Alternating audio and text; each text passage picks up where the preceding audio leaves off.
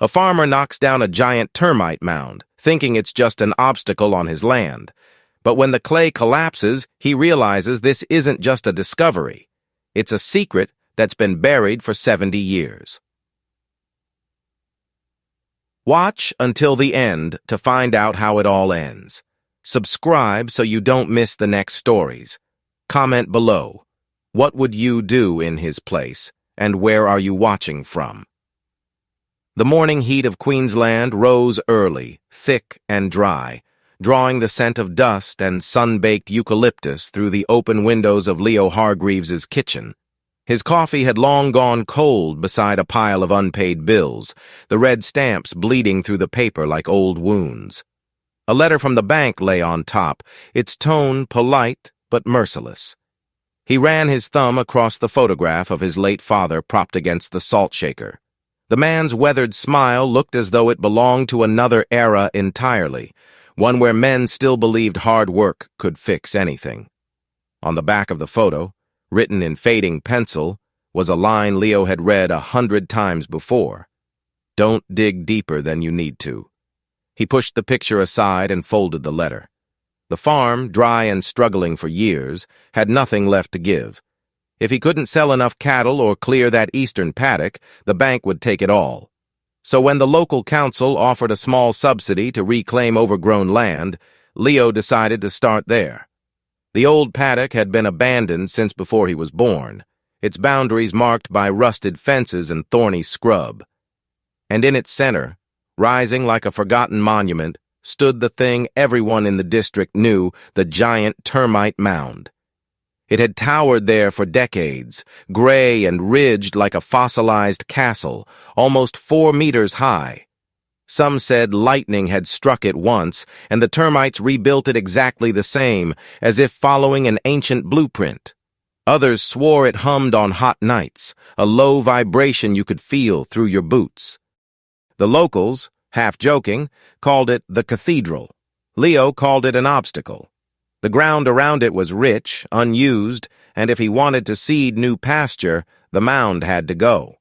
He climbed into his aging Komatsu excavator just as the sun broke over the ridge. The machine groaned to life, coughing smoke. The tracks bit into the earth, and the slow rumble echoed through the scrub as he pushed forward. Halfway down the trail, an old figure waved from a fence line. It was Mabel Auntie May to everyone around, the last of the old settlers and the keeper of every ghost story within 50 miles. "Morning, Leo," she called, her voice dry but strong. "You heading for the cathedral?" "That's right," he shouted back, wiping sweat from his forehead. "Time it came down." May frowned, setting her enamel mug on a post. "That thing's older than you and me put together. Leave it be, love. Termites build where the ground's solid, and not everything buried needs daylight." Leo laughed politely.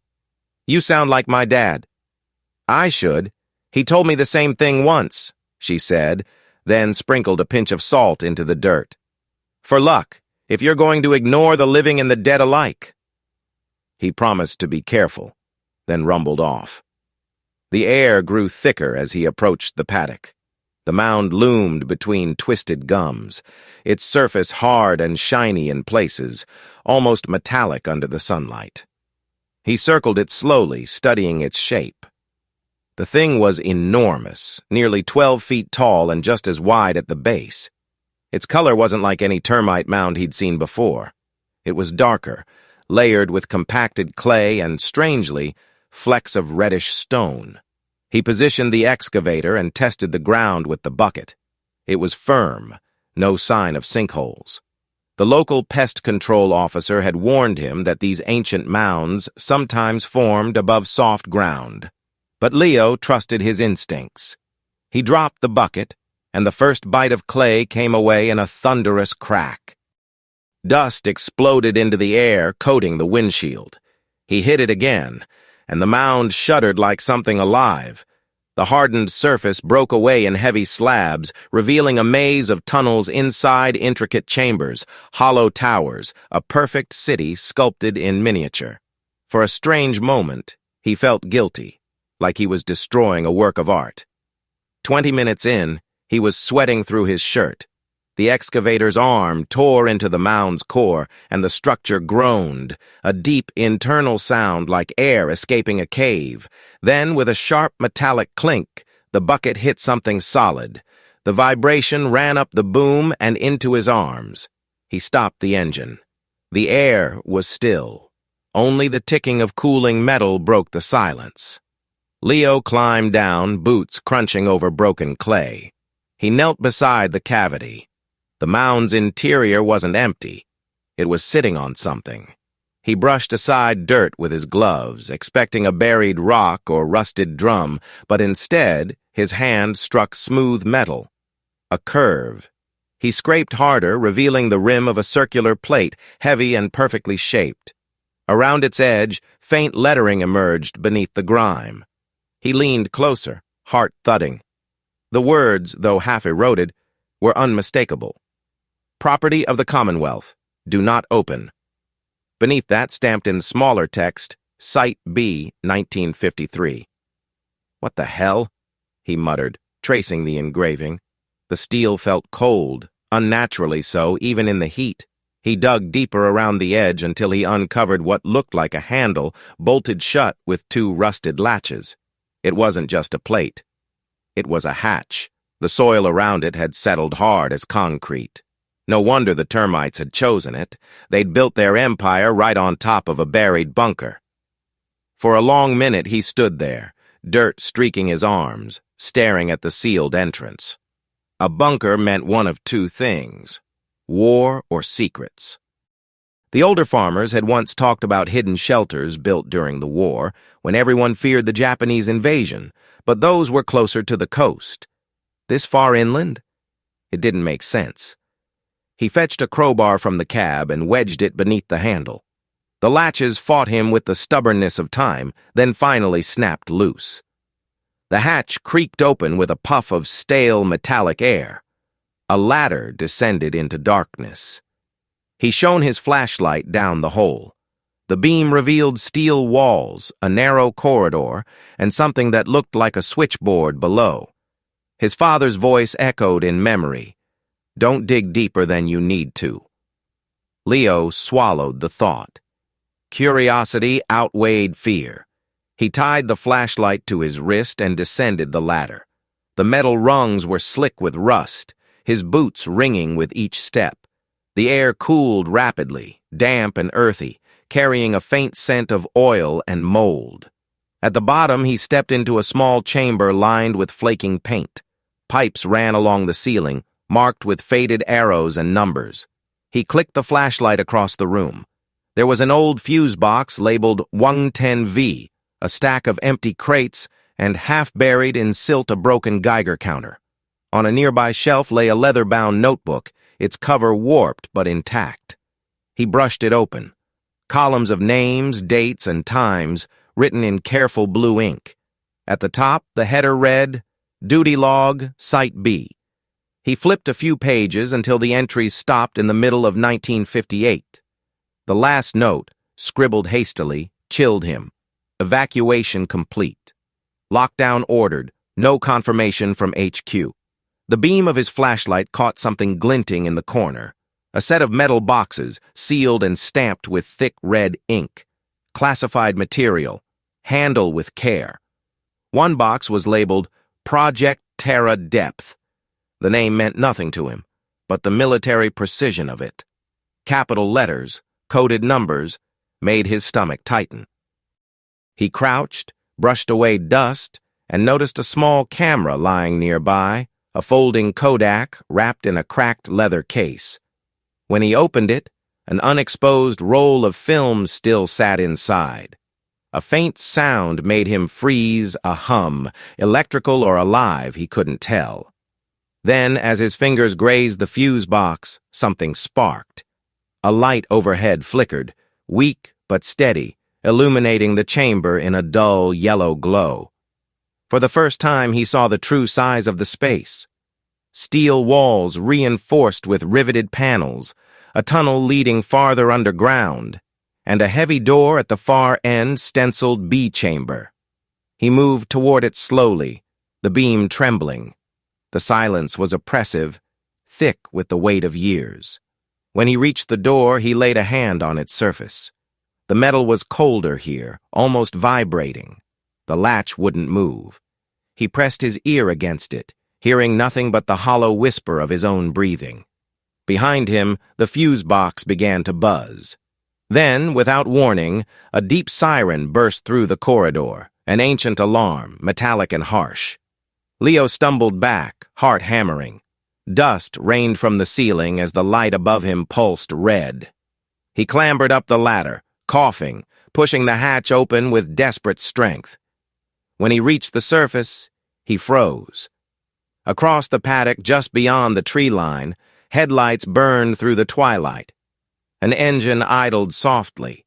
He couldn't make out who was inside, but the vehicle wasn't local. It was large, dark, and government black. Leo killed his flashlight and crouched behind the ruined mound, his chest heaving. The siren below died out, leaving the air thick with silence.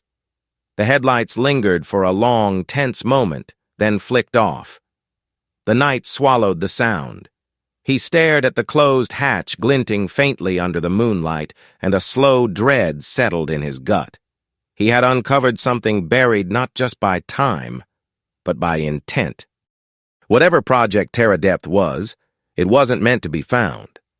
And as he turned toward his tractor, every instinct told him one thing. He'd just dug deeper than he ever should have. The headlights that had lingered at the edge of the paddock did not return, but they stayed with Leo long after the night fell silent. He kept glancing over his shoulder as he shoveled loose dirt back over the hatch, trying to make it look untouched. The dark mass of the destroyed termite mound loomed beside him like a gutted monument, its broken edges still warm from the day's heat. Only the gleam of steel beneath reminded him that the mound had been more than an obstacle. It had been a warning sign built by insects and ignored by men. By the time he climbed back into the excavator, the moon had gone behind clouds, and the paddock felt abandoned in a way the living land never should. He drove home without music, windows cracked, one hand on the wheel, the other holding the old Kodak camera he'd taken from the bunker. The film inside felt like a secret with teeth. In his mind, he walked through the bunker again, the shelves, the labeled crates, the abandoned duty log, the sealed B-chamber door, all of it smelling of metal and time, and the sound of the alarm, that ancient grinding siren, still echoed in him like a warning he'd chosen not to heed. When he stepped into the house, every lamp seemed too bright, too exposed. He closed the blinds and laid the camera, the notebook, and a few loose pages he'd managed to pull from one of the crates on the kitchen table. The pages were mostly brittle paperwork stamped with government seals, forms half-filled, names redacted. One form listed dates and personnel rotations. Another bore the title Project Terra Depth, Site B, Security Directive.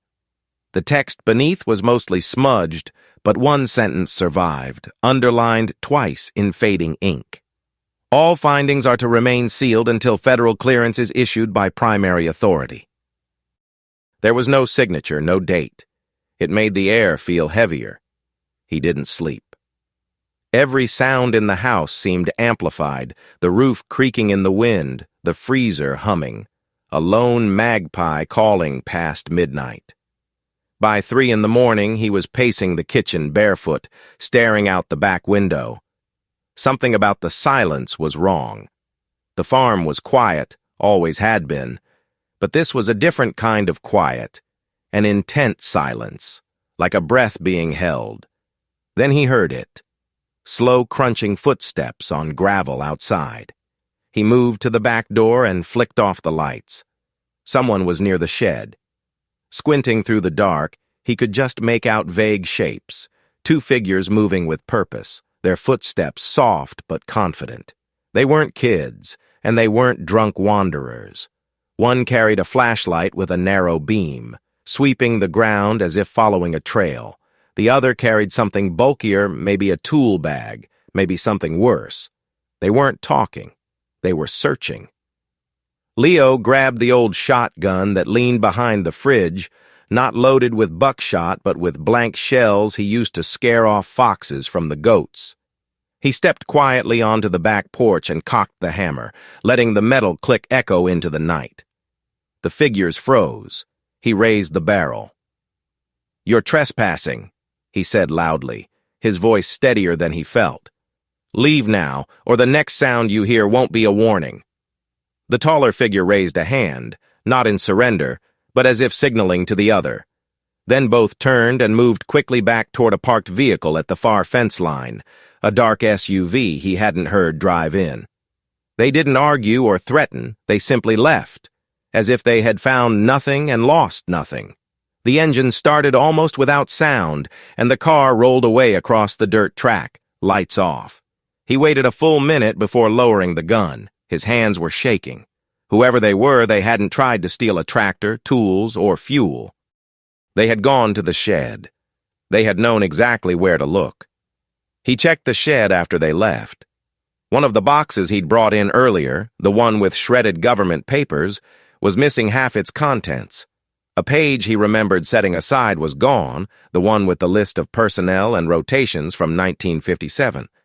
The only thing left behind was a cigarette butt, crushed into the dirt floor. The brand was foreign, something he hadn't seen sold locally. Whoever had come wasn't from around here. Worse, they'd been calm, unhurried. They hadn't been afraid of him.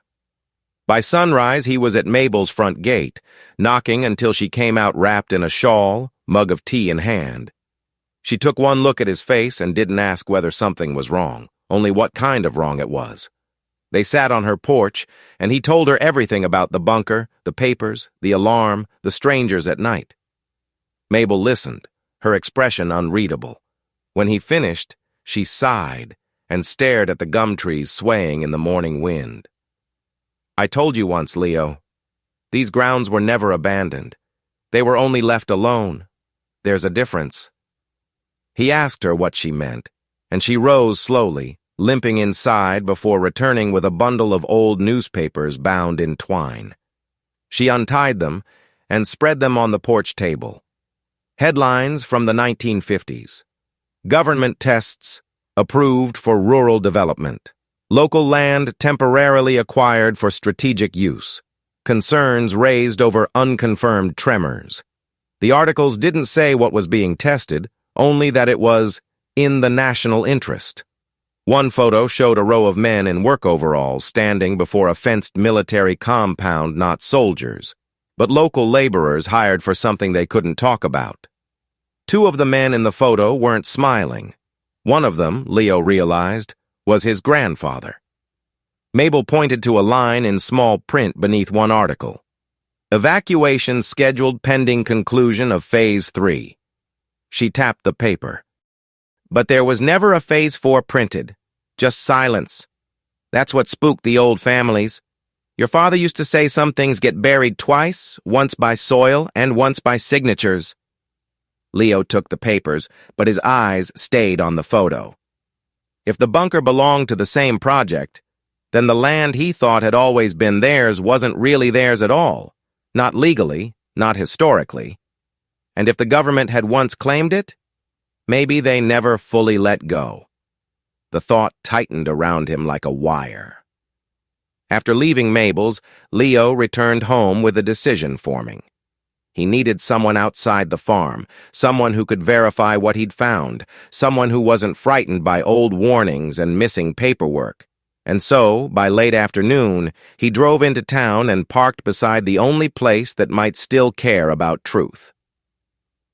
The Stanthorpe Gazette, a small, stubborn newspaper kept alive mostly by local farming ads and the persistence of one underpaid journalist, Tom Kerrigan. Tom didn't believe a word of it at first. He was young, too brisk, too caffeinated, the kind of man who thought conspiracy theories were just unpaid fiction. But when Leo placed the film, the notebook, and one of the classified forms on the table between them, Tom's laughter stopped. He ran a finger along the faded stamp. Classified material. Commonwealth authorization required. Then he noticed the date, 1958. Cold War era, rural testing sites.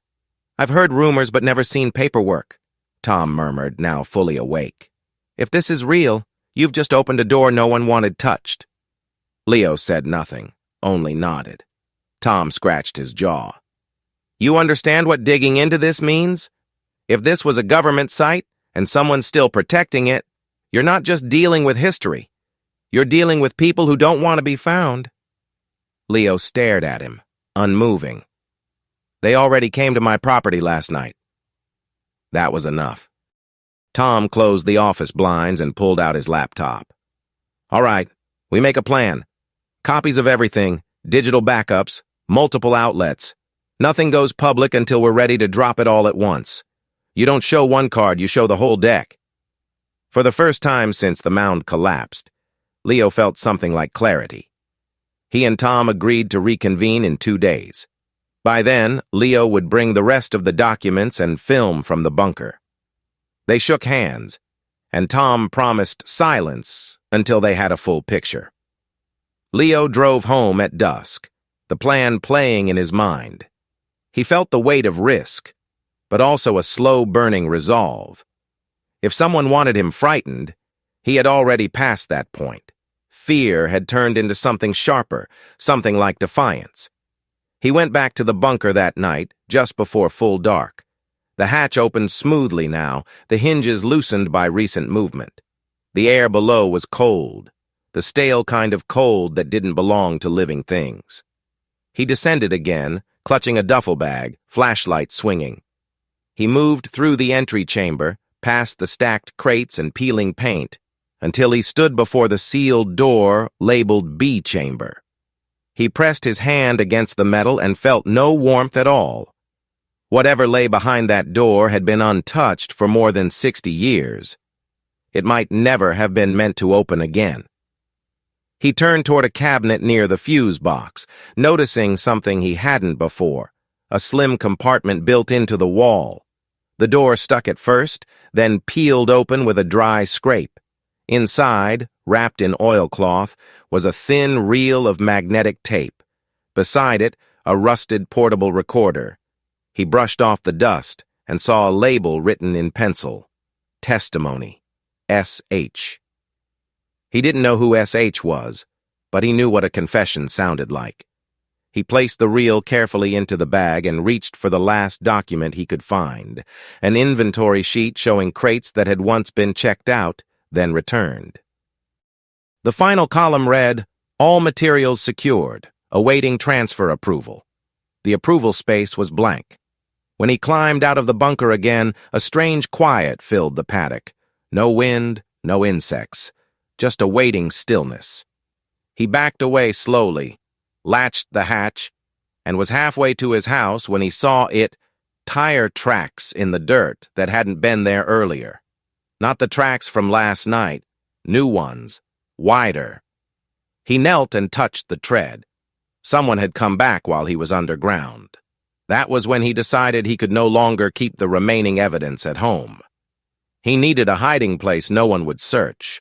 Not a safe, not a barn, not even inside the house. Something that would look like nature, not storage. And as he stared back toward the broken mound, an impossible idea formed. Termites built where the ground was stable. Termites built what lasted. And termites had unknowingly guarded a secret bunker for 70 years. Maybe they could guard another secret now. He stood alone beneath the first stars, the bag of evidence heavy at his side. The farm around him no longer a place of quiet work, but a battlefield he hadn't chosen. Somewhere past the tree line, an engine turned over, then faded into the night.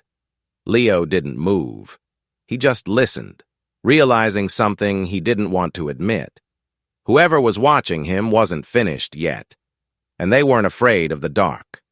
He was, but not enough to walk away. The next morning arrived without grace, dragging itself over the horizon like a weight Leo didn't remember placing on the world. He hadn't slept. The tire tracks in the dirt outside the bunker entrance were the kind that didn't fade from the mind. They said two things clearly. Someone else knew the hatch existed, and they were confident enough to come back in daylight. Leo stood at the porch window, nursing a bitter cup of coffee, watching the paddock the way a man watches a stranger who knows his name.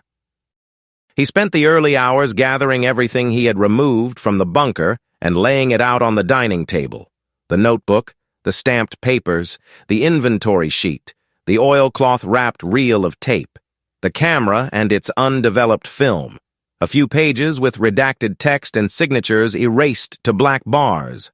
All of it was the same color of age-yellowed, brittle, and irreplaceable. The more he looked at it, the more he realized how reckless he'd been.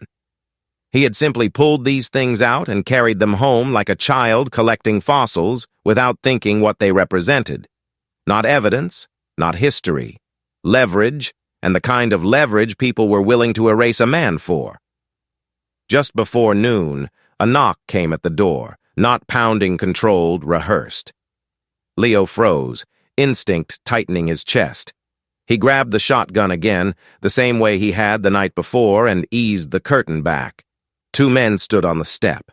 They wore plain clothes, not uniforms, but the same stillness in their posture betrayed training. One held a clipboard, the other a small metal case. They looked like men who had introduced themselves many times before, in many places no one remembered. He opened the door halfway, the gun still out of sight.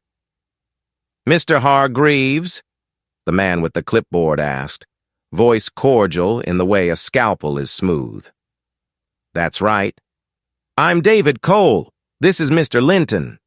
We're with the Environmental Risk and Site Safety Commission. We received a report of hazardous excavation activity on your property. We'd like to assess any potential contamination and review what was removed from the affected area." Leo studied their faces. Neither man blinked. Their shoes were polished, even on a dirt road. Their shirts had no dust on them. He didn't believe the agency name, not because it sounded fake, but because it sounded too official, too polished, the kind you printed on a temporary badge. "Funny," Leo said, leaning against the door. "I don't recall reporting anything, and I sure don't remember asking for a visit." Cole smiled without warmth. "We understand that you may not have been aware of the reporting requirements. Some materials buried in rural properties can be hazardous after long-term exposure. That's why we're here. If you'll just let us take a look at what you found, we can ensure there's no threat to anyone's safety." "And what if I say no?" "Then we'll be forced to escalate the matter to federal jurisdiction," Cole answered, still smiling, "which means you'll lose access to the land until an enforced inspection is completed. Entirely standard process. But we wanted to offer the courtesy of voluntary cooperation first." There it was. The language of bureaucracy sharpened into a blade. Leo let the silence stretch just long enough to show he understood what they were really saying. "Give us what you found before we take it anyway." "I'll think about it," Leo said. "You can leave your card." Cole reached into his jacket and set a card on the porch railing. It bore no seal, only a number and a name typed in sterile font. Then the men turned and walked back to their unmarked SUV. They didn't argue or threaten. They didn't ask again. Their confidence wasn't the bluster of men trying to intimidate. It was the assurance of men who already believed they would win. Leo shut the door, locked it, and stood still. That was the moment it became absolutely clear. This was not a situation he could solve by waiting. Silence didn't equal safety. It equaled disappearance. He moved fast. He gathered every document, every page, the tape reel, the camera, and brought them to the old workshop behind the house. There he set up the small flatbed scanner he used for invoices. Page by page, he copied everything. He saved digital versions onto a flash drive, then onto a second one, then onto his old laptop. He printed sets of copies and hid them in separate places, one set in the tack room under a saddle blanket, another taped inside the insulation panel beneath the sink. The last set he placed in an envelope and addressed to Mabel, leaving only 2 words on the front. In case. Then he opened the box containing the reel-to-reel recorder he'd found in the bunker. The machine was old but functional enough. He threaded the tape through the metal guides, wound it across the spool, and flipped the power switch. The motor stuttered, then steadied. A hiss filled the room like breathing through a mask. Then a man's voice emerged, low and strained, as if spoken through the weight of years. My name is Samuel Hargreaves, the voice said. Leo froze. Breath caught in his throat. Hargreaves, his family name, his grandfather's first name. I was assigned to Project Terra Depth in 1956. I am recording this without authorization. If you are hearing this, it means the project was either exposed or abandoned without a record of what happened. And someone needs to know the truth. The tape crackled. The voice wavered, but the words bled through. The experiment wasn't supposed to be dangerous at first. We were told it was geological reinforcement. Testing vibrational stress on mineral layers, that was the cover, but deeper drilling revealed something they didn't expect. There were voids down there, hollow chambers beneath the limestone shelf. We triggered collapses we weren't prepared to contain. They said they'd compensate the families. Most never saw a cent. The only ones who stayed silent were the ones who still believed the Commonwealth meant well. A pause, a breath, a wait. If they shut this place down, it wasn't because they finished. It was because they failed, and they didn't want the public to know. They buried the land and erased the personnel lists, but they kept the authority to reclaim it. They never let go. The tape clicked softly, then fell to static. Leo felt his knees weaken. His grandfather hadn't just been involved. He had tried to expose the truth. And whatever he knew, whatever went wrong, had been sealed away with him. He sat there a long time, the machine still spinning, the voice still echoing. He thought of his father's warning written on the back of the photograph. Don't dig deeper than you need to. Maybe that wasn't about soil. Maybe it was about the past. Before dusk, he drove to town again, but not to the newspaper. He went to the post office and mailed the envelope addressed to Mabel. Then he went to Tom's office and laid the flash drive on the desk. We can't wait 2 days anymore, Leo said. They've already been to the property. They want the documents back. And when they can't get the documents, they'll settle for removing the person who has them. Tom swallowed hard, the easy confidence gone from his face. All right. Then we go public. Full release. Multi-outlet drop. And everything goes to a digital dead man's switch. If anything happens to you or me, this whole story detonates. Leo nodded. They shook hands. But this time the gesture felt less like a plan and more like a pact. When he returned home, night was falling. He parked near the shed and carried only the original tape reel inside, the one thing he hadn't yet duplicated. He set it on the workbench and stepped outside to breathe. The breeze was warm, the sky swollen with stars. He let himself think, just for a moment, that maybe he had done enough to stay ahead of this. Then he saw the glow. Not moonlight. Fire. Smoke curled out from the far side of the shed, the one where he kept old machinery and the copies of the first documents. The flames were small at first, just licking the timber. Then they leaped higher, as if fed. Someone had poured accelerant. Leo sprinted toward it, grabbing the hose reel from the tank, but the fire had already found the straw bales stacked inside. He smothered what he could, but the heat drove him back. Through the flicker, he saw the saddles, the tools, the crates, everything turning to smoke. Whoever had set the fire hadn't wanted to destroy the farm. Just the evidence. The message was merciless and clear. We can reach you. We can erase anything you think is safe. He backed away, coughing, eyes burning. And as the flames raged, he noticed something in the dirt near the door, fresh footprints. Boot prints. And beside them, a small plastic cap from a gasoline can. They hadn't bothered to hide their work. They wanted him to know they were done being subtle. He returned to the house, chest tight, grabbed the last remaining set of originals, sealed them inside a watertight bag, and walked out to the edge of the paddock where the remains of the termite city still lay in ruins. And there, next to the jagged earth where the first mound had fallen, he saw a smaller, newer mound, not yet hardened, its clay still soft and wet from the humid night. Termites had already begun rebuilding. He knelt, dug into the base of the mound, created a hollow pocket, and placed the sealed bag inside. Then he covered it carefully, smoothing the red clay until it looked like nothing more than an unfinished insect fortress. Termites, he thought, were better vaults than locks. When he stood, the fire behind him had died down into smoke and ruin. The night stretched wide and hollow, the kind of night that didn't care whether a man lived or vanished. And as Leo walked back toward the house, covered in ash, sweat, and the dirt of secrets too old to stay buried, he understood something new. He was done reacting. The next move would be his. But he would not be the only one forced to answer for what was buried under the clay. They wanted silence. He was going to give them noise.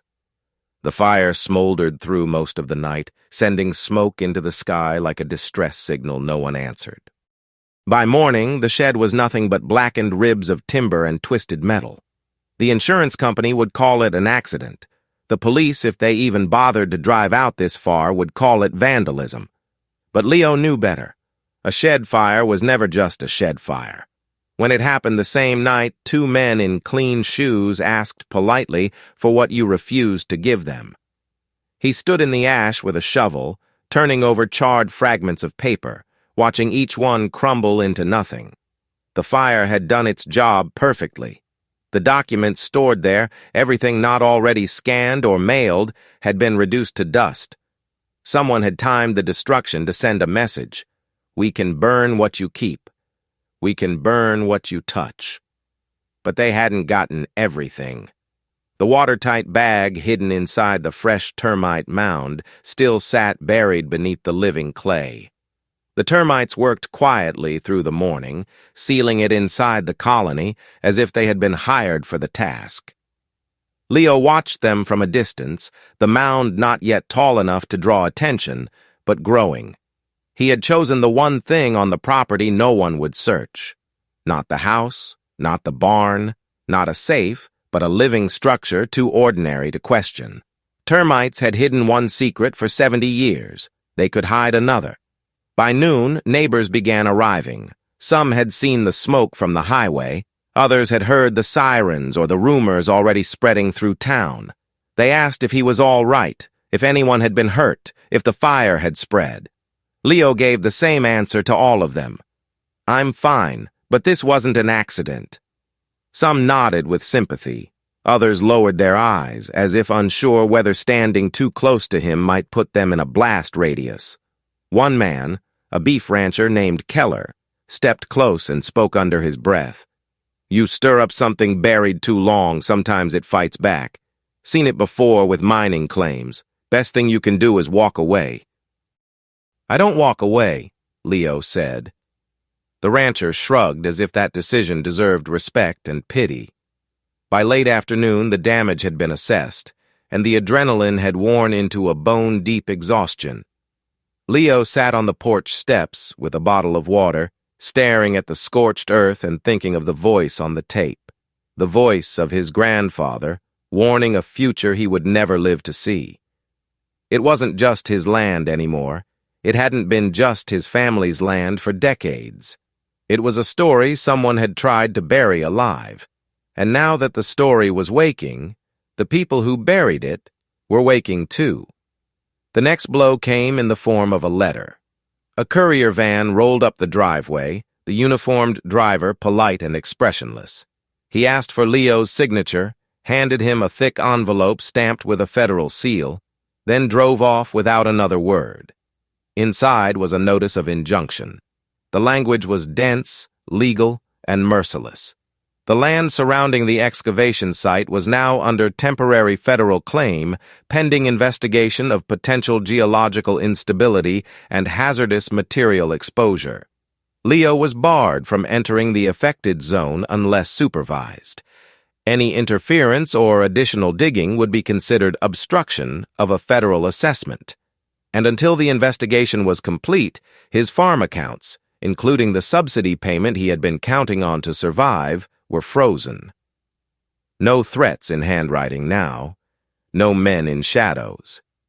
This time the attack came on paper, in clean Helvetica, signed by someone in an office in Canberra who never had to look a farmer in the eye. They weren't burning buildings anymore. They were burning the ground under his feet. Leo took the envelope to Mabel's. She read it twice, glasses low on her nose, then set it on the table like something contaminated. "They aren't just trying to scare you," she said quietly. "They're squeezing your oxygen. Burn what you have, then take what you need to live. That's not a warning. That's preparation." "And you?" Leo asked. "Still think I should have walked away when I had the chance?" Mabel didn't answer. She went into the other room and returned with a stack of folded papers, old maps, dated ledgers, photocopies of records long erased from government archives. She placed them in front of him. "Your family wasn't the only one who lost someone to that project," she said, "but you might be the only one stubborn enough to finish what they couldn't." She didn't have to say what she meant. He already knew. The next step was the courthouse. Tom met him outside the small regional courthouse the following day, a folder under his arm and a look in his eyes somewhere between exhaustion and adrenaline. They sat on a bench under a jacaranda tree, its purple blossoms blowing around them like confetti for a ceremony no one wanted to celebrate. "You're not just dealing with a land dispute anymore," Tom said. "This is bigger. They didn't file that injunction through local jurisdiction. They escalated to federal property law. That means someone high up got nervous and decided to pull the emergency brake. And what do? We don't fight small, we go loud." Tom handed him a phone. On screen was a drafted press release scheduled for distribution to multiple outlets simultaneously. Not a teaser story, not a human interest piece. A full exposé. Government project, missing workers, illegal land retention, sealed bunker, evidence withheld, tape recording, everything. "If we publish this," Tom said, "you don't get to take it back. You don't sleep again without wondering who's watching the fence line. You don't go into town without people choosing sides. But you do make it impossible for them to bury you quietly. You become visible, and visible is safer than silent." Leo nodded slowly. "When?" "Noon tomorrow," Tom said. "That gives us time to finalize legal clearance. Once it launches, we move everything into public record. They can't erase the truth once it's everywhere." Leo didn't answer. Instead, he reached into his jacket and placed a flash drive next to the folder on Tom's lap. "The originals are hidden," he said. "If anything happens, there's a second package waiting for release." Tom stared, understanding the weight of what that meant. "Then we're committed." On the drive home, Leo kept replaying the same thought. Tomorrow the fight stops being private. Tomorrow the secret becomes a story. But he also knew something else. Secrets don't surrender. They retaliate. That night, the retaliation arrived. He noticed Mabel's house was dark when he drove past. Her porch light unlit, curtains drawn. He tried calling. No answer. He tried knocking. No sound. Her car was in the drive, but her back door was ajar. Inside, one chair was knocked over, a framed photograph cracked on the floor, and her teacup lay shattered beside the table. There was no blood, no note, no struggle beyond the single overturned chair. But the silence was violent. They had taken her, not to kill her, not yet, but to send a message the fire hadn't been enough to deliver. You are not the only one who can be removed. Leo stood in her kitchen, pulse hammering, jaw clenched. For a long time he said nothing, didn't move, didn't breathe. When he finally stepped outside, the wind had risen, rattling the screen door like a warning. He looked toward the road, toward the empty distance where dust still hung faintly in the air. Whoever had come for her had only just left. He stared into the dark, and felt the final pieces of hesitation burn away. They wanted him quiet. They were about to hear him loud, and if they thought the truth was dangerous buried, they had no idea how dangerous it would be once it started to breathe. Tomorrow was no longer just the day the story broke. It was the day he stopped being hunted and started hunting back. The courthouse was already surrounded by cameras when Leo arrived the next morning, yet it didn't feel like victory waiting to happen. It felt like an ambush disguised as due process. News vans lined the street. Men in sunglasses leaned against unmarked cars, pretending to check their phones, and a cluster of local residents hovered near the steps, half curious, half afraid to be seen standing too close to him. The sky was clear, but the air carried the storm weight of consequences. Tom was waiting near the entrance, sleeves rolled, tie loosened, as if he'd been talking since dawn. His eyes had the sleepless look of a man who'd seen the worst parts of the story too late to walk away from it.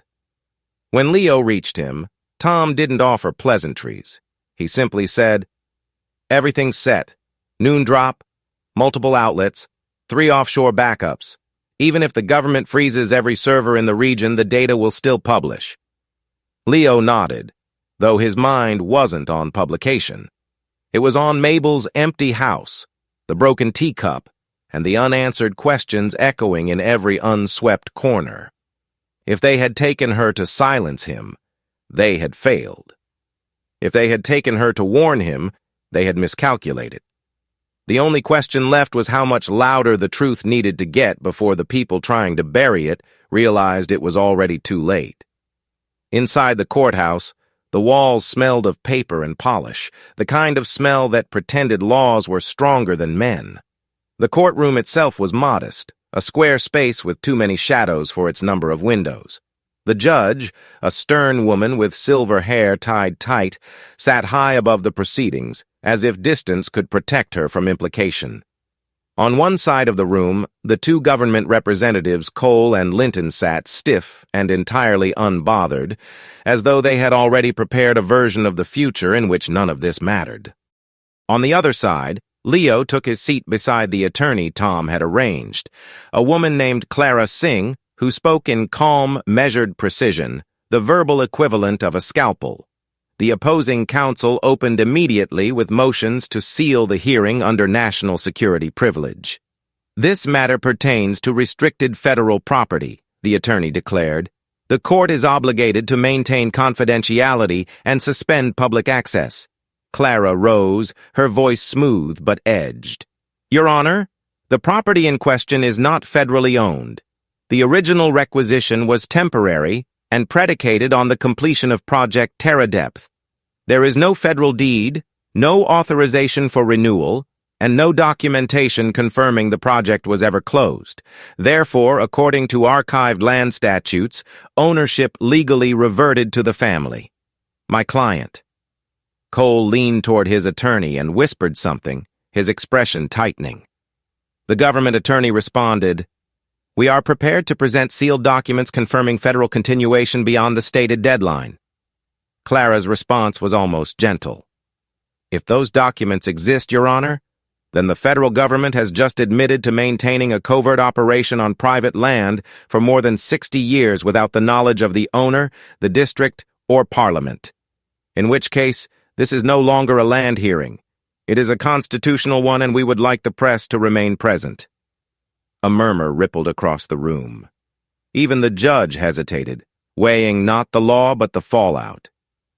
"Until proof is presented," the judge said, "this hearing remains open." And that was the moment Tom pressed send. At exactly noon, the first notification appeared on phones in the courtroom, then the next, a buzz, then another. Screens lit up like an electrical wave as the headlines spread faster than anyone could smother it.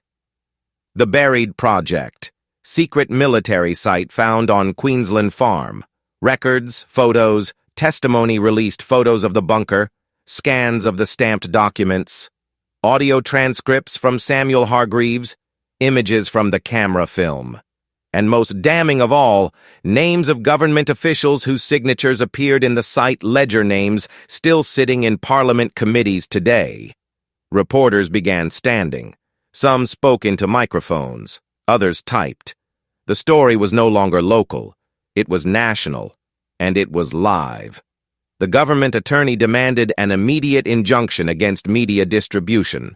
The judge refused. "You cannot restrain what is already public record," she said. "Your motion is denied."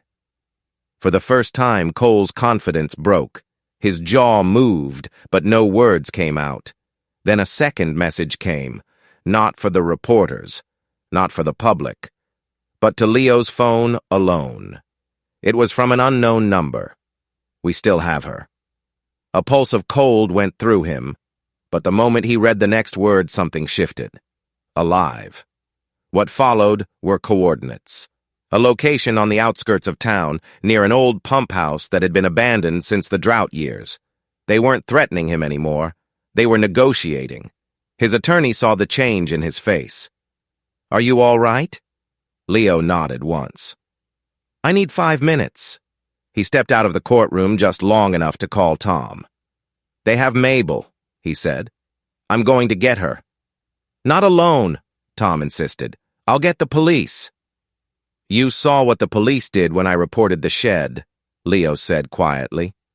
"They didn't show up. Someone else did." Tom didn't argue again. He only said, "Then I'm coming with you." Leo didn't say yes, but he also didn't say no. They drove fast.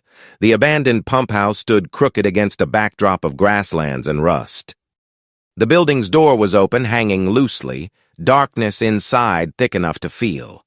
Leo entered first, his steps quiet. The smell of damp concrete filled the air. Then he saw her. Mabel was tied to a chair, but she was conscious, her eyes alert rather than afraid. A bruise sat above her temple, but she was alive. Leo rushed to her, untying the ropes. "You all right?" he whispered. She gave a faint smile. "Told you once, boy. Ground remembers more than people do." Before he could reply, voices sounded at the doorway. 2 figures stepped in, Cole and Linton, no longer pretending to wear titles. No clipboards, no polite faces, only the cold certainty of men whose plans had just broken in public. "You've shown remarkable persistence," Cole said. "It's unfortunate you didn't use it more quietly." "And it's unfortunate you thought secrecy was a stronger wall than truth," Leo answered. Cole exhaled, not angry, resigned. "It won't matter. The government will absorb this. A week from now, the headlines will change. A month from now, no one will remember." Tom appeared behind Leo, camera in hand, the red recording light visible. "Already live streaming," he said, voice steady. "Might want to check your posture." Cole turned, expression fracturing. "Turn it off." "No," Tom replied. "You've had 60 years of silence. Your turn's over." Linton reached into his jacket, but before he could draw what he had concealed there, police vehicles arrived outside. Real police this time, not the ones who'd pretended not to hear Leo's calls. Someone in the courthouse or the press gallery had tipped them off. Whether out of duty or panic didn't matter. Cole and Linton were taken into custody. Not for conspiracy, not for kidnapping, not for 60 years of buried truth. For now, only obstruction, trespass, unlawful detention.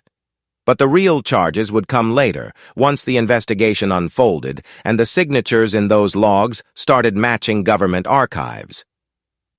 By sunset, Mabel was home.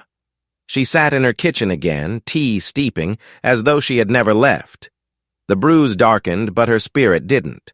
When Leo apologized for dragging her into danger, she said only, "You didn't drag me, I stayed. There's a difference." The following week brought rulings. The injunction on the land was lifted. The property was declared legally restored to the Hargreaves estate, pending full audit of past violations. The federal government announced an internal review of Terra depth and issued a public statement acknowledging the existence of historical research infrastructure whose records had not been previously reconciled.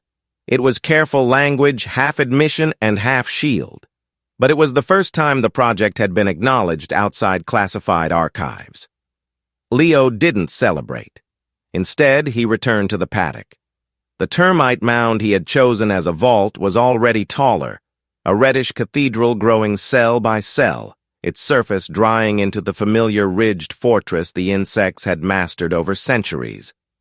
Beneath it, hidden in the clay like a fossil sealed in amber, were the untouched originals of the documents that had ignited the fire.